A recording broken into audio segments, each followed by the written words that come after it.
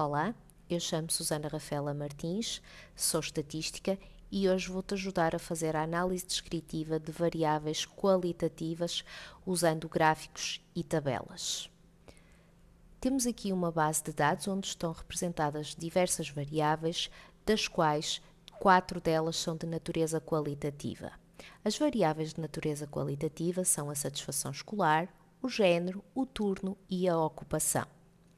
Repara que estas 4 variáveis que te falei têm símbolos distintos. No género, turno e ocupação, temos como símbolo 3 círculos que querem precisamente dizer que estas variáveis estão em escala nominal, ou seja, os dados que representam estas variáveis não têm nenhuma ordem associada e, portanto, estão em escala nominal. Por seu lado, a satisfação escolar tem como símbolo estes 3 retângulos, que significa que a variável que temos aqui representada tem os dados em escala ordinal, ou seja, para esta variável, para os dados desta variável, existe uma ordem intrínseca, uma ordem natural. Do ponto de vista da construção gráfica e tabular, não vai existir qualquer diferença. Vamos usar exatamente os mesmos menus e as mesmas opções. Contudo, peço-te um bocadinho de atenção porque do ponto de vista da análise há umas pequenas diferenças nos 2 tipos de variáveis. Então, para fazermos a análise descritiva destas variáveis, vamos selecionar a opção Descritivas e automaticamente o software abre-nos esta janela. Vou então selecionar a primeira variável, que vai ser a variável nominal, a variável que está em escala nominal, no caso, a ocupação. Quando selecionamos a variável ocupação, automaticamente, nesta tabela que já estava previamente aberta, apareceram aqui estes valores, o 50 e o 1, sendo que o 50 significa que existem 50 indivíduos que estão válidos e dos quais nós temos informação, e existe um indivíduo que é missing, ou seja, que está omisso e, portanto, não sabemos informação sobre ele. Reparem que no rodapé desta tabela diz que há valores que não estão definidos porque as nossas variáveis estão em texto, são variáveis nominais. Por esse motivo, e como estas medidas não fazem sentido e também não são o objeto deste vídeo, eu vou eliminar estas opções para não criar confusão.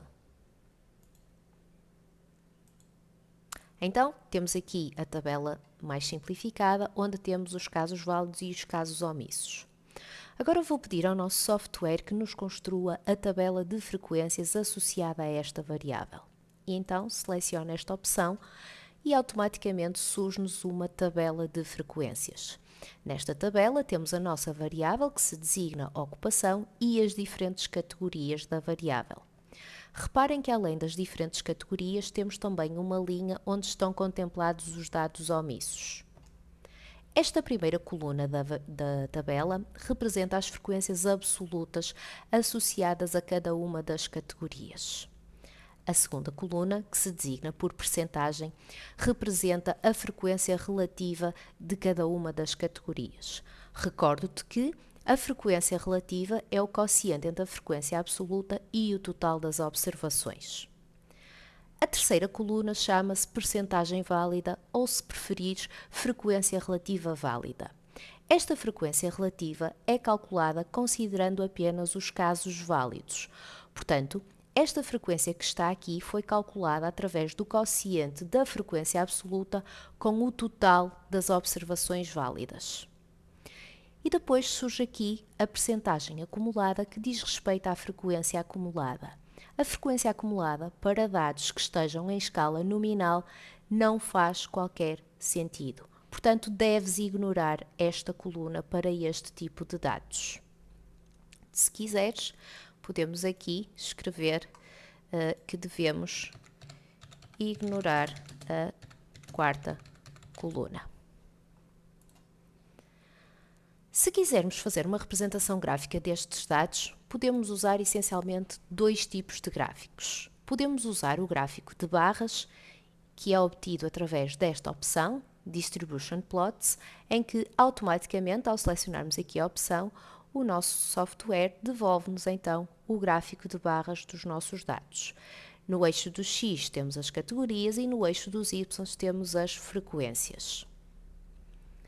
Se quiseres, podemos complementar com um diagrama circular ou com um gráfico circular que se encontra aqui, com cada um dos setores respeitantes à categoria que nós estamos a referir e aqui com a respectiva legenda. Para dados em escala nominal, são estas as opções que temos. Em verdade, para dados em escala ordinal, as opções que temos serão exatamente as mesmas. Eu vou fazer o seguinte, eu vou selecionar a opção satisfação escolar e vais ver o que acontece. Repara que, automaticamente, a partir do momento que eu introduzi a satisfação escolar, como eu já tinha uma série de opções selecionadas, o JASP construiu os mesmos instrumentos que tinha construído para a variável ocupação. Repara que temos aqui a tabela de frequências, onde temos as frequências absolutas relativamente a cada uma das categorias, temos as frequências relativas válidas e as frequências relativas acumuladas. Chamo-te a atenção que, no caso desta tabela, a frequência relativa e a frequência relativa válida são exatamente iguais. Isto acontece pelo facto de que, para a satisfação escolar, todos os indivíduos são válidos, ou seja, não existem dados omissos. Chamo também a atenção para o facto de que agora, como nós temos uma ordem intrínseca, uma ordem que é natural, já faz sentido falarmos na percentagem acumulada ou na frequência acumulada. Embora que para dados qualitativos isto não é muito usual.